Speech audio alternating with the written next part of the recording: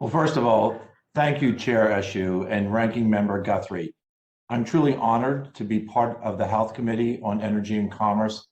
And specifically, I want to thank the witnesses for appearing today at this incredibly important time.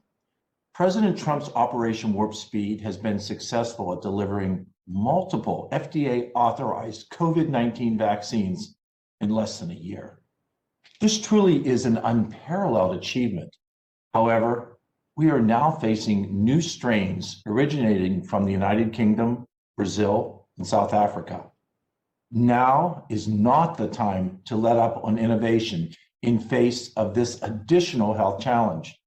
Many experts believe the coronavirus might continue to be a public threat into the future. And while these first-generation vaccines are nothing short of incredible and significant achievements, I believe that it's imperative that we as a nation begin thinking about the United States approach to how we fight this virus in the years to come. It's also critical that we not lose sight of the development of new therapeutics to treat the virus, in addition to second-generation vaccines that will speed the public's access to the latest therapies and the latest therapeutics.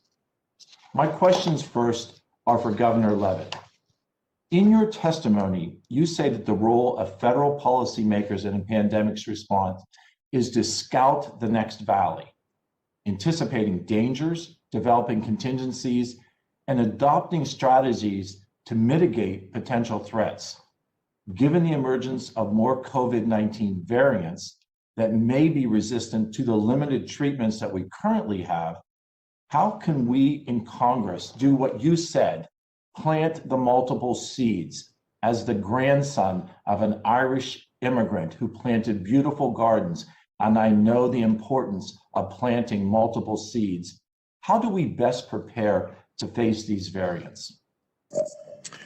First, we acknowledge that this is likely to be a much longer process than just the time it takes to get people vaccinated one time throughout the country. It is very possible that over time, we will need to have booster shots, or we may have to have vaccinations, much like we do the annual flu, that this is going to be mutating, that we have to be prepared. And there are the supply chain issues, that this is an ongoing issue. And there are the infrastructure issues that need to become more permanent, not just temporary. That's what I think we have to be thinking about in terms of scouting the next valley. We have to anticipate that we need to get better. I said earlier in the hearing that if we were talking about distributing 330 million hamburgers, we could do that in our sleep, because there's something on every corner that can disperse a hamburger, and we all know how to get it. We need to become good at distributing and receiving vaccines, and over time, our capacity to do this will improve. Governor Leavitt, what can we do now to equip agencies like BARDA to ensure that we have access to vaccines that can provide broad immunity so we aren't crippled by a new mutation in 2 or 4 or 10 years?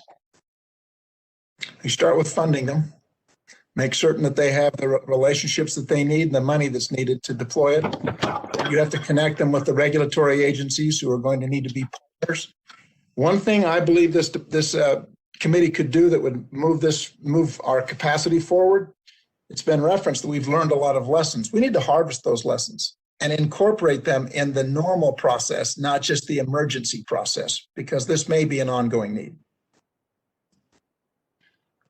My next question is for Dr. Borio. In your testimony, you mentioned vaccine manufacturers are taking steps now to develop and test vaccine candidates that may be needed to protect against existing and emerging variants that we certainly will face in the future. How do you recommend federal officials lead large-scale vaccine manufacturing efforts and approach these challenges?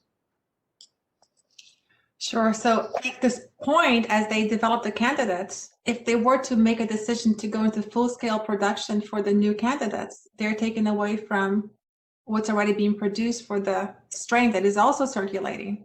So the most direct way to answer your question is that we do have to expand the industrial base for manufacturing these vaccines so that we can make more than we are making today, so that we have more flexibility and not make these very difficult choices. Thank you very much. Madam Chair, my time has expired. It's great to be with you on this road to recovery. Thank you, Congressman Joyce, and we're delighted that you're with us and part of the team.